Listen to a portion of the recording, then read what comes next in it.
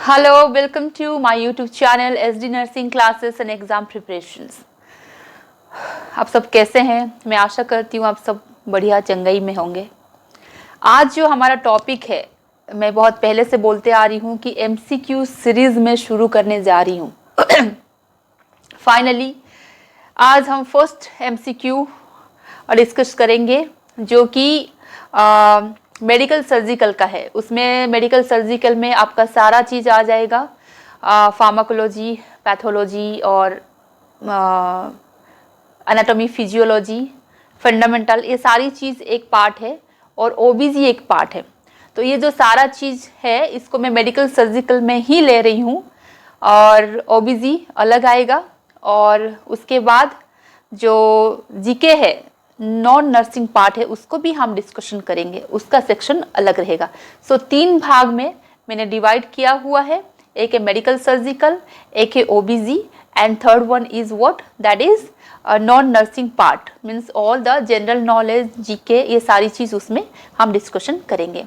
तो आज पहला सीरीज है, लेट्स स्टार्ट द टॉपिक। आज हम शुरू करेंगे मेडिकल सर्जिकल का पार्ट्स। उससे पहले मैं आपको बता दूं, ये जो है नॉर्सेट 10 के लिए है और इसमें जो सिलेबस रहेगा, मैंने एक वीडियो बनाया है सिलेबस के बारे में, नॉर्सेट के बारे में, आप उसमें भी जाके देख सकते हैं। इसमें जो सिलेबस रहेगा वो है BSc नर्सिंग के सिलेबस, जो 4 साल में आपने जितना भी पढ़ा है वही सिलेबस में ही आएगा नॉर्सेट 10 के लिए। स्पेशली जो अभी ये सीरीज में शुरू कर रही हूँ, जब से नॉर्सेट 10 आया है, सॉरी नॉर्सेट का एग्ज़ाम आया है 2020 से लेके अभी तक के जितने भी MCQ है, लगभग 5 to 6 years का MCQ हम डिस्कस करने जा रहे हैं। So today is the first series of this MCQ section. So let's start the topic. So start करते हैं आज की first questions, the series of NORCET 10 MCQ। So पहला क्वेश्चन है, ये nurse is preparing to give bath to admitted patient with perineal problem, which of the following will help the patient? Question को समझिए पहले। Nurse is preparing to give bath to admitted patient with perineal problem. Patient का क्या है, perineal region में problem है, exact problem बताया नहीं गया, बट पेरिनियल एरिया में प्रॉब्लम है, जो कि एनस, अपना जो भी रेक्टम, एनस, जो भी हो सकता है, वो सारी चीज़ों में अपने को, पेशेंट को प्रॉब्लम है। और nurse is going to give bath to the patient, तो नर्स जो है कौन सा बाथ पेशेंट को प्रोवाइड करेगी? इसमें पहले है बेड बाथ, सेकेंड है थेराप्यूटिक बाथ, थर्ड है self bath with minimal help, fourth है नॉन ऑफ एबोव। तो इसमें कौन सा बाथ जो है नर्स पेशेंट को देगी? Yes, first one is that कि पेशेंट का जो कंडीशन है वो क्या है, वो पेरिनियल प्रॉब्लम में है। Perineal problem means what? तो इसमें पेशेंट जो है वो पेरिनियल प्रॉब्लम में है। तो पेशेंट अगर पेरिनियल इशू है, पेरिनियल इशू जो होता है वो क्या होता है, उसमें कुछ भी, उसको इन्फेक्शन हो सकता है, इन्फेक्शन हो सकता है। जैसे पेशेंट को कभी कभी हेमरॉइड्स होते हैं,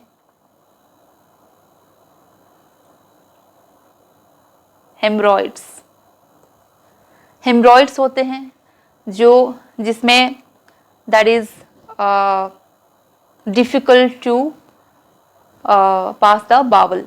तो ऐसे कंडीशन में जो है पेशेंट, मान लो है पेरिनियल इश्यूज में, इन्फेक्शन में है, उसको ऑलरेडी बहुत पेन है, उस रीजन में पेन है, बर्निंग है। In this condition patient has been in the bed. So इसमें क्या है, आप पेशेंट को बेड बाथ देंगे क्या? बेड बाथ देंगे, ये मैं पूछ रही हूँ। Patient is in this condition, तो इसमें बेड बाथ तो हम नहीं दे सकते, क्योंकि इन्फेक्शन इतना ज़्यादा है, पेशेंट को इन्फेक्शन इतना ज़्यादा है कि उसमें ऑलरेडी अनहाइजीनिक कंडीशन में वो होगा। अनहाइजीनिक कंडीशन में पेशेंट क्या है होगा। और क्या हो सकता है उसमें, जैसे पेशेंट इतना अनहाइजीनिक है, हम सिर्फ उसको बेड बाथ देंगे, बेड बाथ में स्पंज बाथ हो गया, ये सारी चीज़ें, क्या उसमें हाइजीनिक कम अनहाइजीनिकनेस कम हो जाएगा? नहीं होगा, क्योंकि इसमें ऑलरेडी पेशेंट से जो एनवायरनमेंट रहता है, एनवायरनमेंट जो रहता है बहुत स्मेली टाइप का रहेगा, स्मेली एनवायरनमेंट रहेगा, स्टिंक्ट एनवायरनमेंट रहेगा। ऑलरेडी वो कंडीशन जो है पेशेंट के वजह से वो जो एनवायरनमेंट है बहुत सारा उसमें गंदगी जैसा स्मेल आता रहेगा, इन्फेक्शन अनहाइजीनिकनेस ज़्यादा होगा। तो इस कंडीशन में हम पेशेंट को बेड बाथ तो दे ही नहीं सकते। सेकेंड है आपका थेराप्यूटिक बाथ, सॉरी जो है नहीं उसको पहले हम करते हैं। सेकेंड है आपका सेल्फ बाथ। पेशेंट का कंडीशन इतना खराब है, क्या वो अपने आप को सेल्फ बाथ कर सकता है? नहीं कर सकता। And fourth is none of above, नहीं। थेराप्यूटिक बाथ जो है ना, this is the correct answer for the patient who is having perineal problem, right.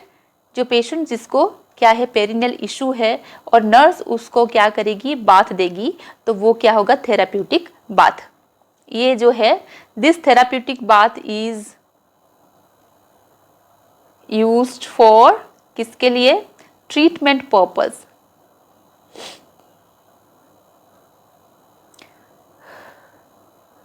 Treatment purpose के लिए थेराप्यूटिक बाथ दिया जाता है, जिसमें कि ये बहुत प्रकार के हैं, जैसे टब बाथ है,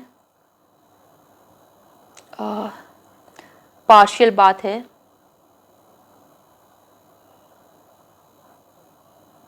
शावर बाथ है,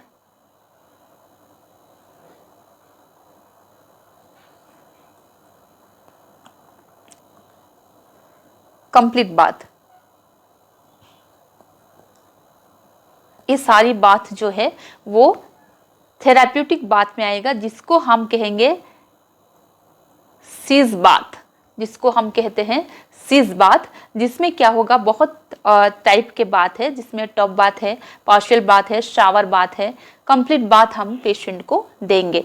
टब बाथ, थेराप्यूटिक बाथ में क्या होगा कि पेशेंट को जो है टब में गर्म पानी में उसको नहलाया जाएगा, ताकि उसका पेरिनियल रीजन जो है अच्छे से क्लीन हो सके और उसको कंप्लीट बाथ मिल सके। तो ये क्या है, थेराप्यूटिक बाथ है, जिसमें पेशेंट को हम जो उस कंडीशन में देंगे जब patient can't able to do his work properly, and if the patient's condition is too much unhygienic, अगर अनहाइजेनिक कंडीशन पेशेंट का है तो उस कंडीशन में हम क्या करेंगे, पेशेंट को थेराप्यूटिक बाथ देंगे। जब patient can't able to do his own work, जब अपने आप को वो कुछ नहीं कर सकता, उस कंडीशन में अगर पेशेंट अच्छा होता, थोड़ा बहुत वो अपना काम कर सकता था, अपने आप को वो नहला सकता था, तो हम उसको क्या करते हैं, सेल्फ बाथ के लिए उसको असिस्ट करते, सेल्फ बाथ के लिए उसको बोलते, ताकि हम थोड़ा सा उसको हेल्प कर सके। आप ऐसे बैठिए, मैं आपके ऊपर पानी डाल दूंगी, या आपको मैं पकड़ी हूँ, आप करिए, इस टाइप का we can help to the patient.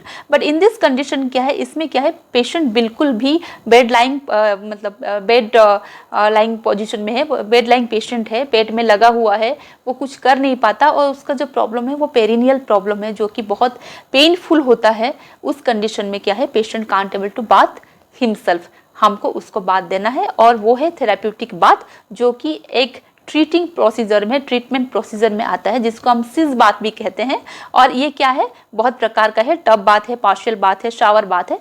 ये सारी चीज़ें जो शावर में हम पेशेंट को नहलाएंगे, पार्शियली नहलाएंगे, थोड़ा सा उसको हेल्प करके, एंड टब बाथ में उसको टब में बिठा के गर्म पानी के साथ उसको नहलाएंगे। वो हो गया आपका पहला question.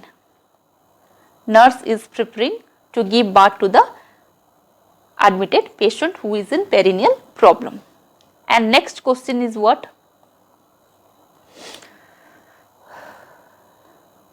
In the absence of nurse from floor, patient fall from bed. This type of injury belong to, means nurse के absence में अगर पेशेंट बेड से गिर जाता है और पेशेंट को इंजुरी हो गया, तो ऐसा इंजुरी को हम क्या कहेंगे?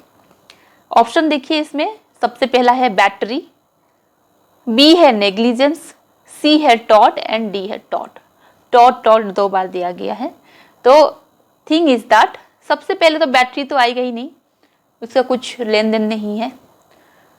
In the absence of nurse from the floor, अगर नर्स के प्रेजेंट में ही पेशेंट गिर जा रहा है, पेशेंट अपने से कुछ करके गिर गया, तो उसमें क्या है, नर्स का कोई गलती नहीं रहेगा। प्रेजेंट में अगर पेशेंट गिर रहा है, पेशेंट इज फॉलिंग, ठीक है, उसमें क्या है, नर्स का कोई गलती नहीं होगा। But here what happen, absence of nurse, nurse के एब्सेंस में अगर पेशेंट गिर गया तो ऑब्वियसली ये क्या होगा, नेग्लिजेंस में आएगा। नर्स की नेग्लिजेंस मीन्स नर्स की जो रिस्पॉन्सिबिलिटी था कि पेशेंट को ध्यान दे और पेशेंट को छोड़ के अगर वो जा रही है, अगर वो गई है तो किसी ना किसी अपनी कलीग्स को बोलना चाहिए कि मैं जा रही हूँ थोड़ी देर के लिए, पेशेंट का कंडीशन खराब है, इसको थोड़ा देखना। तो ये होता है। तो अगर पेशेंट ऐसे ही अगर नर्स ऐसे ही पेशेंट को छोड़ के चली गई तो इसमें अगर पेशेंट गिर जाता है तो आंसर क्या आएगा, नेग्लिजेंस। टॉट तो नहीं हो सकता, टॉट कुछ इंसिडेंट की वजह से होता है, बट नेग्लिजेंस जो है this is the correct answer, because patient nurse का जो नेग्लिजेंस है, नर्स का जो इरेस्पॉन्सिबिलिटी है जिसकी वजह से पेशेंट गिर गया। So this is the correct answer.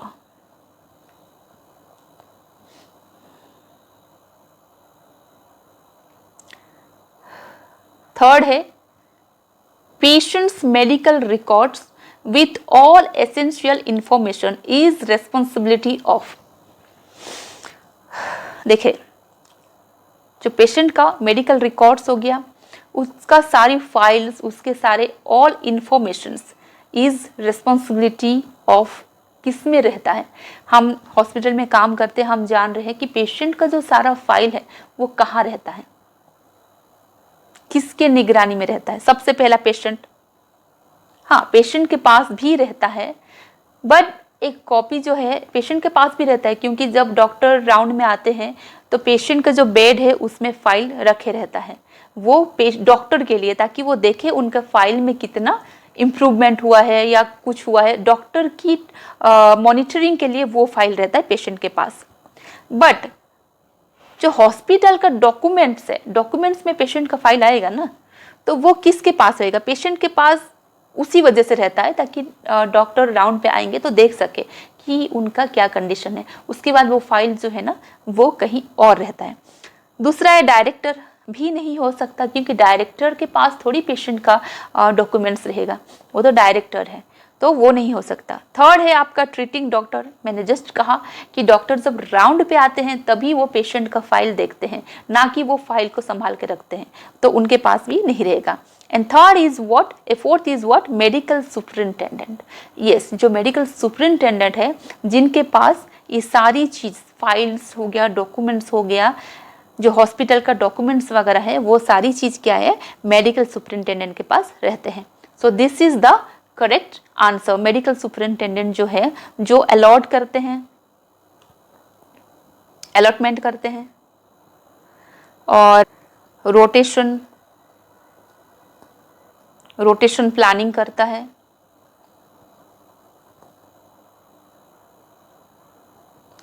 उसके बाद पेशेंट का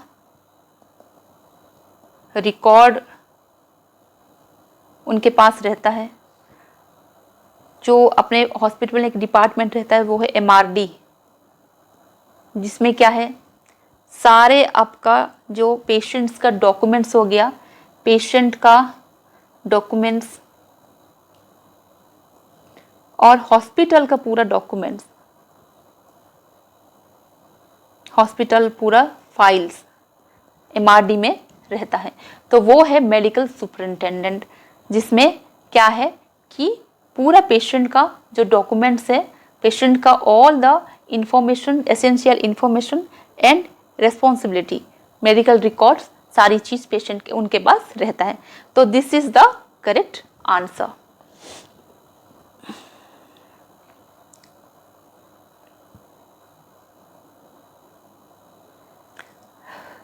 And then fourth, in which condition distal pulse is preferred rather than apical pulse? ये सब जो कंडीशन है, arrhythmia, shock, hypertension, heart block, बताइए in which condition distal pulse is prefer rather than apical pulse? Means ये जो condition है, ऐसा कौन सा कंडीशन है जिसमें हम अगर डिस्टल पल्स लेंगे, means one side hand leg में जो भी पल्सेस है वो लेंगे तो वो करेक्ट आएगा, ताकि हमको पता चल जाएगा कि हाँ प्रॉब्लम है किस में, एरिथमिया में, लंग्स से रिलेटेड, ब्रीदिंग डिफिकल्टीज, शॉक या हाइपरटेंशन, हार्ट में अगर बहुत ज़्यादा flow of blood being very fast उसमें, या हार्ट ब्लॉक हो गया उसमें, हार्ट अगर ब्लॉक हो गया तो इसमें जो हमारा ब्लड सर्कुलेशन भी स्टॉप हो जाएगा, कम हो जाएगा धीरे धीरे। तो ये सारी चीज़ों में किसमें जो है अपने को डिस्टल पल्स लेना चाहिए ताकि वो करेक्ट आए, वो है correct answer is shock. Shock में क्या होता है, सडन फॉल,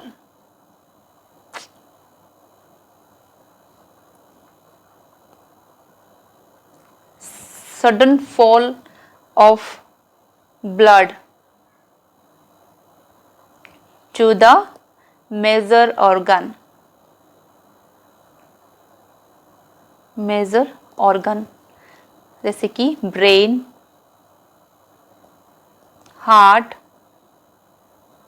लंग्स, ये सारी ऑर्गन में क्या होगा, अचानक सडनली ब्लड फ्लो कम हो जाएंगे, ब्लड फ्लो, ठीक है, sudden flow, sorry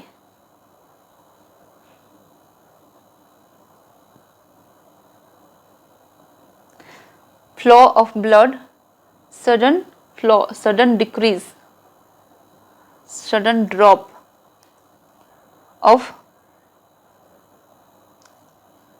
blood flow, ठीक है, sudden drop of blood flow to the major organ like brain, heart and lungs. इसमें क्या होगा कि अचानक से ब्लड फ्लो जो है ना ड्रॉप हो जाए, कम हो जाएगा, कौन सा एरिया में, वो है मेजर ऑर्गन जो है अपना ब्रेन, हार्ट एंड लंग्स। तो ये सारी ऑर्गन में क्या होगा, सडन ब्लड फ्लो कम हो जाएगा। तो ऐसे कंडीशन में क्या होगा कि जो अगर हम पल्स लेंगे, मान लो हम मिडिल ऑफ द पल्स ले रहे हैं, तो ये सब में कुछ प्रॉब्लम नहीं होगा। ये प्रॉब्लम क्या करेगा, जितना भी आपकी जो डिस्टल पल्सेस है, जो हैंड्स में है, लेग्स में है, ये सारी चीज़ों में अगर हम पल्स लेते हैं तो आपको एक्यूरेट पल्स मिलेगा, क्योंकि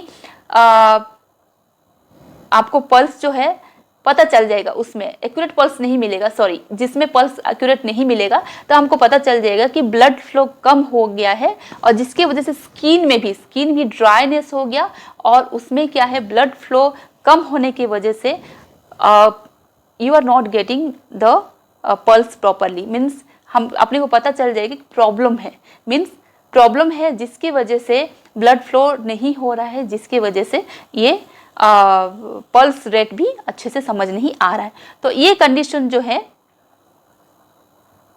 शॉक कंडीशन में होता है, जिसमें कि अपने को डिस्टल पल्स लेना रहता है, तब हमको पता चल जाता है हाँ पेशेंट इज इन शॉक और blood flow has been decrease in all the major area. ठीक है, this is the why we have to take distal pulse in shock condition. कौन सा कंडीशन में, कौन सा कंडीशन में हम डिस्टल पल्स लेना चाहिए, आर्दमिया, शॉक और hypertension, heart block. This is shock. And next question is universal blood donor.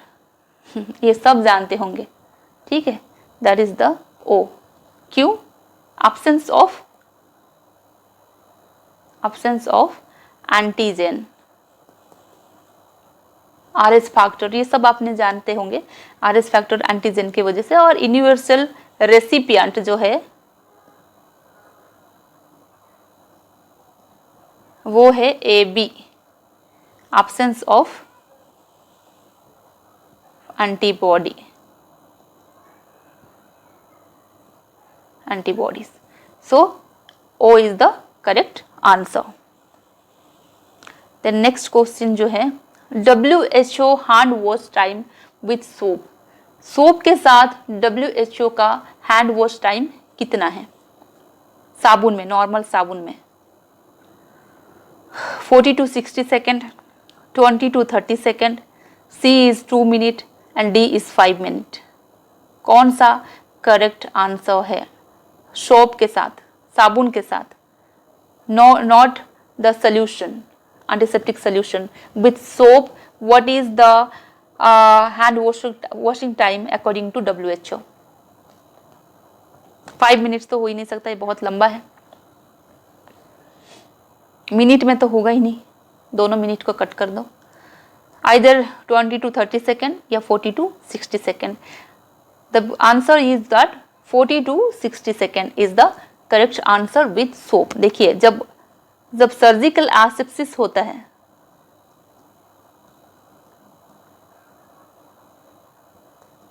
तो उसमें क्या होता है 2 to 6 मिनट रहता है हैंड वॉशिंग का टाइम सर्जिकल एसेप्सिस में. मीन्स बिफोर सर्जरी, कुछ सर्जरी अपने हम करने जा रहे हैं तब. और मान लो नॉर्मल मेडिकल प्रोसीजर है,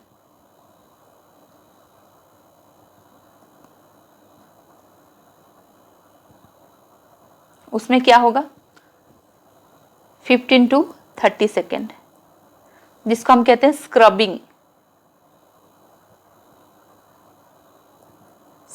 जिसको हम कहते हैं स्क्रबिंग हो गया करके ऐसे रहते हैं ना. तो जिसको जो वो है 15 to 30 सेकेंड. फिर सर्जिकल एसेप्सिस में वो होता है 2 to 6 minute. But normal hand wash जो है, नॉर्मल अगर हम हैंड वॉश कर रहे हैं सोप में, वो होता है 40 to 60 सेकेंड. इसको आप याद रखो. सर्जिकल एसेप्सिस में होता है 2 to 6 minute and normal medical procedure में स्क्रबिंग जब हम होते हैं ना, स्क्रबिंग होना है तब वो होता है 15 to 30 सेकेंड एंड सोप के साथ जो है 40 to 60 सेकेंड. सो इसको हमेशा याद रखो.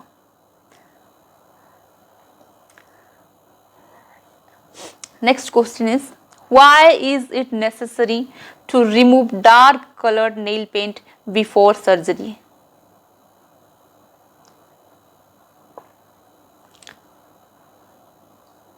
What is the answer? Surgery से पहले अपने को डार्क कलर, अगर पेशेंट के हाथ में नेल पेंट है तो उसको अपने को रिलीज करना है, निकलना है, रिमूव करना है. सबसे पहला क्वेश्चन है nail paint interfered with SpO2 monitoring and we cannot assess the capillary refill time.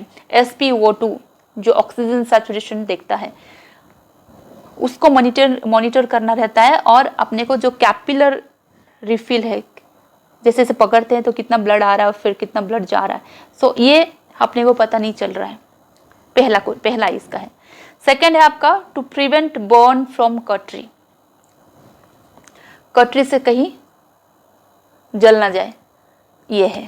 Third है आपका nail paint increases chances of infections. Nail paint जो है इन्फेक्शन को इंक्रीज करने में चांसेस है, ये है. And D is to follow OT ethics. तो उसमें सबसे पहला जो है वो उसको हम कट करते हैं टू प्रिवेंट बर्न फ्रॉम कटरी. ये तो हो ही नहीं सकता. कटरी से हम कैसे जलेंगे? नेल पेंट का उसके साथ कोई किसी भी हालत में उन दोनों में कोई भी सामंजस्य नहीं है. सी है nail paint increases chances of infection. No, ये भी नहीं हो सकता कि नेल पेंट इन्फेक्शन नहीं बढ़ाता. That also no. And D to follow OT ethics. Yes, OT ethics ये है कि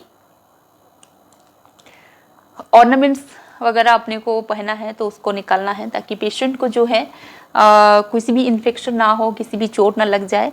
ये सब है OT एथिक्स. बट उसमें नेल पेंट का तो कोई भी किसी भी प्रकार से मैचिंग नहीं है. नेल पेंट और OT एथिक्स में कोई मैचिंग नहीं है. हाँ, बिकॉज ऑफ एक सूदिंग एनवायरनमेंट के लिए हम पेशेंट को बोल सकते हैं जो भी डार्कनेस आपके में है सब रिमूव कर दो. बट नेल पेंट का इतना कोई इशू नहीं है, तो ये भी नहीं हो सकता. तो correct answer is what? That is A. Nail paint interfere with SpO2 monitoring and we cannot assess capillary refill time. ठीक है, ये इंटर SpO2 मॉनिटरिंग जो ऑक्सीजन सैचुरेशन के लिए है,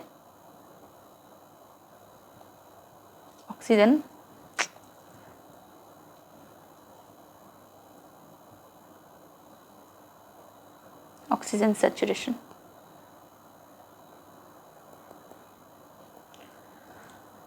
वो मॉनिटर करना रहता है जिसमें हैंड में लगता है। And we cannot assess capillary refill time, जो कैपिलरी रिफिल टाइम है जिसको हम ऐसे दबा के देखते हैं ना नाखून को, कैपिलरी में रिफिल टाइम कितना, जैसे रिफिल कर, जैसे प्रेशर करते हैं तो ब्लड जाता है फिर छोड़ते हैं तो कितना जल्दी ब्लड आ रहा है, तो उसको हम देखेंगे कहाँ से। अगर आपके हैंड में नेल पॉलिश लगा हुआ है, जैसे मेरे हैंड में लगा हुआ है, तो कैसे दिखेगा।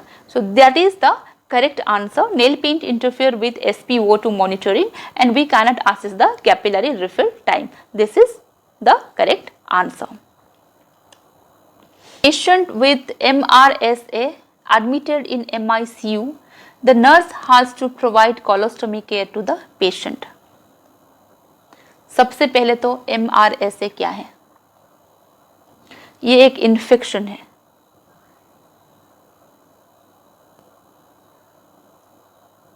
Methicillin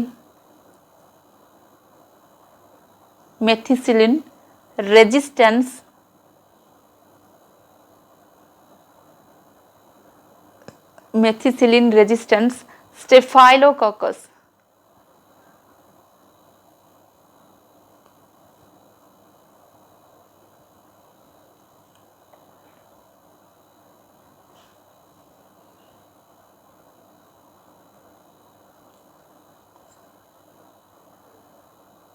staphylococcus aureus.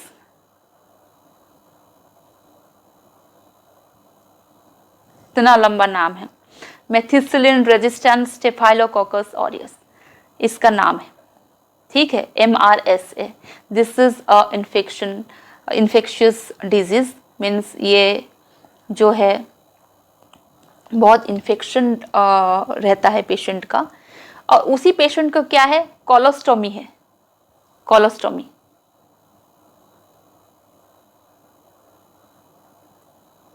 कोलोस्टोमी है, उसको पेशेंट नर्स क्या है, केयर दे रही है, कोलोस्टोमी। अब ये कोलोस्टोमी मीन्स व्हाट, आप सब जानते होंगे।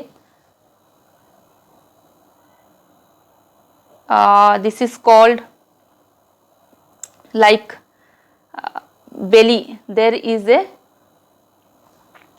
opening of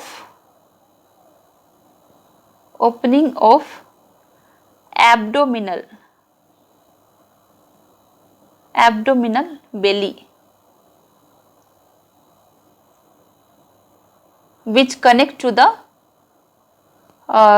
the what, large intestine, colon, the part of large intestine जो है कॉलन। तो उसमें जो ये जो ओपनिंग हुआ है आपके जो बेली में, मीन्स एब्डोमेन में एक ओपनिंग हुआ है, the opening has been connected to the colon area of the large intestine, उसको कहते हैं हम कोलोस्टोमी, जिसको हम स्टोमा भी कहते हैं, स्टोमा। तो ये कैसे पेशेंट, किन पेशेंट का ऐसा होता है, जो पेशेंट, दोज पेशेंट, अब इसको मैं हटा रही हूँ, मेथिसिलिन रेजिस्टेंट स्टेफाइलोकोकस ऑरियस, ठीक है, इसको मैं हटा रही हूँ। किन लोगों का ये होता है, जो लोग हु कांट, जिसको बावल डिजीज हो, कैंसर हो, कोई स्टोमक कैंसर या intestinal cancer, any type of like vagina से जुड़े वेजाइनल इन्फेक्शन, ऐसे लोग who can't able to pass the bowel, who can't able to pass the bowel through anus, ठीक है। ऐसा कोई बीमारी है, बावल डिजीज हो, जिसको कैंसर हो या स्टोमक कैंसर हो, जो भी इंटेस्टाइनल कैंसर हो, जिसकी वजह से क्या है, the patient can't able to pass the stool through anus, anus के थ्रू वो स्टूल पास नहीं कर सकता, उन्हीं लोगों का क्या होता है, कोलोस्टोमी होता है, जिसमें क्या होता है कि पेट के छेद में ही, छेद करके ही जो छेद रहता है, अंदर तक छेद रहता है, सॉरी कॉलन तक, जिसमें उनका जो भी वेस्ट प्रोडक्ट है, बावल जो है वो बाहर लाया जाता है, वो होता है कोलोस्टोमी। ओके, तो ऐसा पेशेंट है जिसका कोलोस्टोमी है, जिसको नर्स क्या है, केयर करना है, ठीक है, और वो इतना ज़्यादा इन्फेक्टेड है जिसको MRS है, मेथिसिलिन रेजिस्टेंस स्टेफाइलोकोकस ऑरियस। सो ये एक जो है, ये एक इन्फेक्टेड बीमारी उसको है, तो उस कंडीशन में नर्स जो है क्या यूज करना चाहिए, PPE should the nurse use, ऐसा कौन सा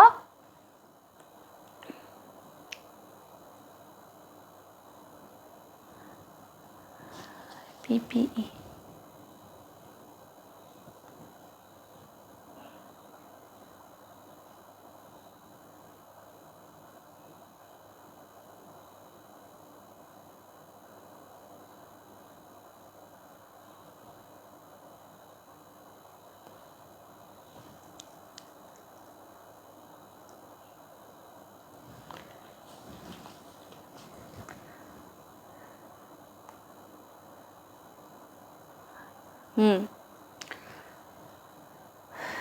तो इसमें जो है, तो पेशेंट को, सॉरी नर्स को, विच PP should the nurse use, PP means personal protective equipment, personal protective equipment, okay, PPE should the nurse use means इतना ज़्यादा इन्फेक्टेड पेशेंट है, उसमें पेशेंट और नर्स को क्या personal equipment, protective equipment use करना चाहिए ताकि नर्स कंटामिनेटेड ना हो, नर्स इन्फेक्ट ना हो।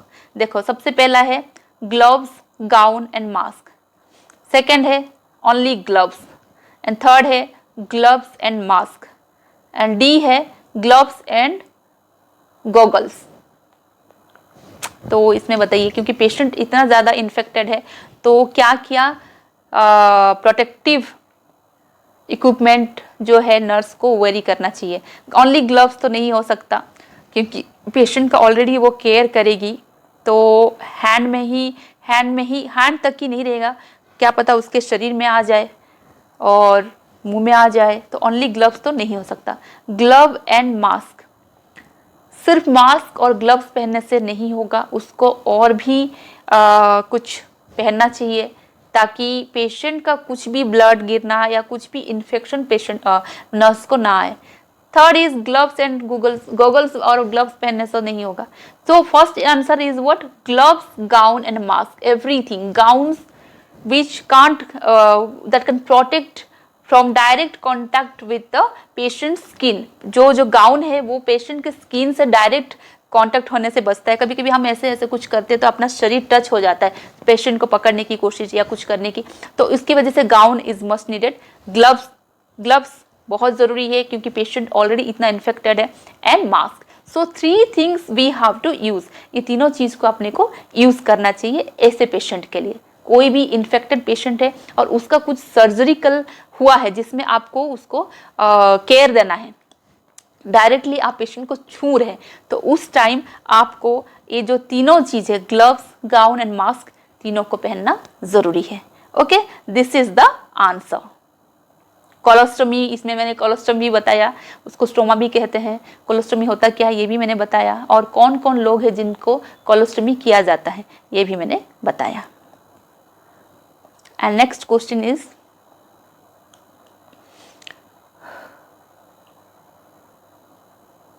patient with anorexia nervosa taking food correctly as per her diet plan, but there was no any increase in weight observed. What will be nursing intervention for the patient? Means already उसको क्या है, anorexia nervosa है, जो एक disorder है। इसको हम eating disorder भी कह सकते हैं।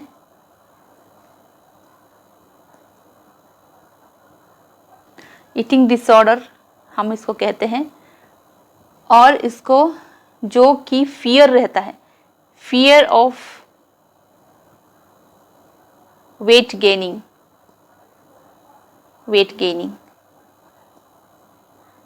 तो उसको डर रहता है। जो बहुत ज़्यादा स्लिम ट्रिम होना चाहते हैं, ऐसे लोग जिनको लगता है कि ज़्यादा खा लूँ तो मेरा वेट बढ़ जाएगा, तो ऐसे करते करते उनको क्या है, बीमारी हो जाता है, वो है एनोरेक्सिया नर्वोसा। और उस कंडीशन में क्या है, देखो, टेकिंग फूड करेक्टली आज फॉर हर डाइट, वो तो फूड ले रहा है करेक्टली जैसे उसको डाइट में बोला गया है, देन आल्सो क्या है, उसका वेट में कोई इंक्रीमेंट नहीं हो रहा है। पेशेंट फूड ले रहा है जैसा उसको बोला गया है, already he is a patient, because of all this fear of weight gaining वो एडमिटेड हो गया है। और उसका जो डाइट प्लान हुआ है उस हिसाब से वो वेट फूड ले रहा है, फिर भी उसका क्या है, वेट में कोई इंक्रीज नहीं हो रहा है। So nurse, what will be the nursing intervention for the patient, क्या नर्स का प्लान रहेगा, नर्सिंग इंटरवेंशन क्या रहेगा ऐसे पेशेंट के लिए। सबसे पहला है, observe patient while taking meal and after up to 2 hours, जब ले रहा है तभी ऑब्जर्व करो, उसके 2 घंटे बाद भी उसको ऑब्जर्व करो। सेकेंड है, increase calorie of food from 1500 to 2000, ठीक है। Add vitamin tablet to her medications. And fourth है, engage them in other activities. तो ये तो बिल्कुल नहीं हो सकता, अदर एक्टिविटीज में आप एंगेज करेंगे तो पेशेंट का वेट में कोई इंक्रीज नहीं आएगा। उसमें आप अगर विटामिन दे रहे हैं, टैबलेट टू हर मेडिकेशन, अगर आप विटामिन दे रहे हैं, विटामिन को वो देने से उसका बढ़ जाएगा ज़रूरी नहीं, क्योंकि उसको मेंटली जो है वो ऐसा सोच के रखिए कि मेरे को ज़्यादा खाना ही नहीं है, मैं नहीं तो मेरा वेट बढ़ जाएगा, तो ये भी नहीं हो सकता।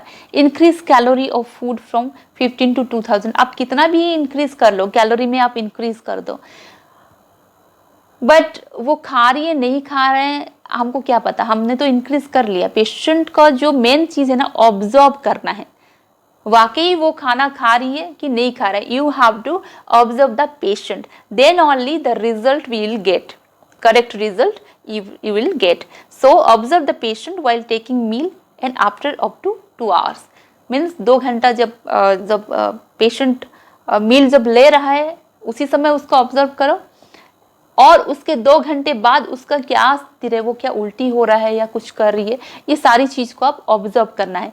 सो this is the correct answer for the patient who is anorexia nervosa, ठीक है। क्योंकि ऐसे पेशेंट का जो मेंटल कंडीशन होता है वो थोड़ा अलग लेवल का होता है, जिसको आप साइकेट्रिक पेशेंट भी कह सकते हैं।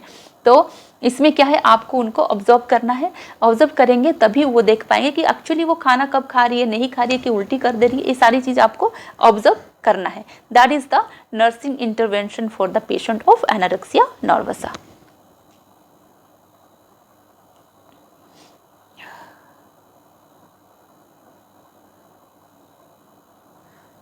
And 11th, all are crystalloid solution except normal saline,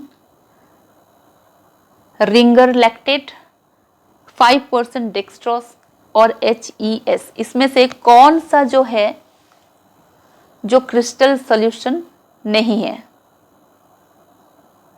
crystal solution नहीं है, क्रिस्टॉइल्ड। देखो इसमें क्या है, सारे उसमें क्या है, क्रिस्टॉल मतलब हुआ होता है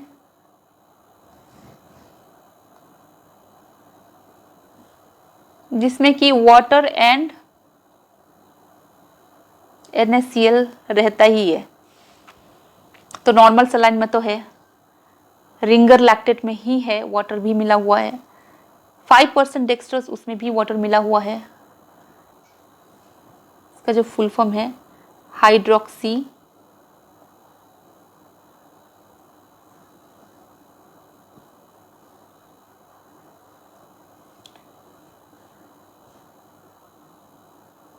ethyl starch, used for resuscitation।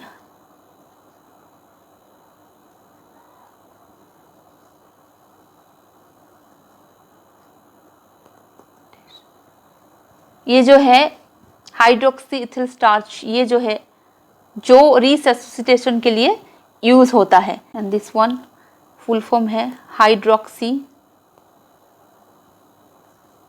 Ethyl starch. इसमें क्या है, contain large number of molecules, large number of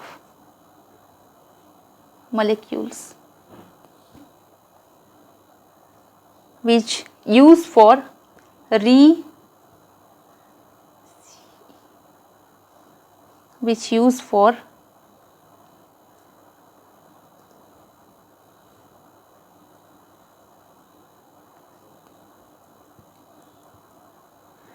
resuscitation के लिए यूज किया जाता है, जिसमें कि ये जो है जिसमें वाटर और NaCl नहीं है। All are crystalloid solution except normal saline है जिसमें रिंगर लैक्टेड है, 5% डेक्सट्रोज है, एंड HES जो है जिसमें कि आपका क्रिस्टलॉइड सॉल्यूशन नहीं है, जिसमें लार्ज नंबर ऑफ मॉलिक्यूल्स है। हाइड्रोक्सी इथाइल स्टार्च है जो कि रिससिटेशन के लिए यूज किया जाता है। This is the crystalloid, this is the non crystalloid solution. Okay, so आज का जो हमारा टॉपिक था वो है मेडिकल सर्जिकल, प्लस उसमें anatomy physiology and fundamental, all the bio medical waste product, जितना भी मैनेजमेंट, जितना भी अपना है क्वेश्चन में, मीन्स ये सारी जो अपना फंडामेंटल हो गया, ये सारी जो हमने पढ़ा है 4 साल में, इतने सारे सब्जेक्ट्स, वो सारी चीज़ों को मैं अब कवर कर रही हूँ। मेन है मेडिकल सर्जिकल, तो जिसमें ये सारी चीज़ मिक्स है। और ओबी गायनी जो है, ऑब्स गायनी, उसको हम अलग सा पढ़ेंगे। तीन सेक्शन में हम पढ़ेंगे। एक तो ये है ओबी गायनी अलग है, and third is what, that is the non nursing part, उसको भी हम कवर करेंगे। तो कल जो है, कल मैं पढ़ाऊंगी आपको ओबी गायनी का पेपर, और आप लोग सब स्टे ट्यून रहिए, हमेशा मेरे साथ बने रहिए, ताकि 6 साल का क्वेश्चन हम लोग डिस्कशन कर रहे हैं। स्टूडेंट, इसमें बहुत सारे क्वेश्चन जो है वो जो दोबारा रिपीटेड है, तो with explanation I am giving my 100% to make you explanation. मैं इस सारी सब्जेक्ट को पढ़ा रही हूँ, सारी ये जो MCQ सीरीज को मैं पढ़ा रही हूँ, तो स्टे ट्यून विथ मी। सो आज के लिए इतना है। ये मेडिकल सर्जिकल का हमने 10 क्वेश्चंस पढ़ा, तो मैं आशा करती हूँ कि ये आपको सच में दिमाग में रहा होगा, आपको ये हेल्पफुल होगा। तो please do like and subscribe to my channel, और जुड़े रहिए मेरे चैनल से कंटिन्यू, क्योंकि आज से शुरू हो गया ये MCQ सीरीज़ ऑफ नर्सेट 10। बहुत जल्दी 3 महीने में है आपका, 11 अप्रैल को आपका नर्सेट 10 का एग्ज़ाम है। उससे पहले 3 महीने में मैं कोशिश करूँगी कि बहुत सारे क्वेश्चंस MCQ हम कर सके, उसको कवर कर सके, 5 से 6 साल के क्वेश्चन को पूरी तरीके से हम कवर कर सके, मीन्स खा जाए।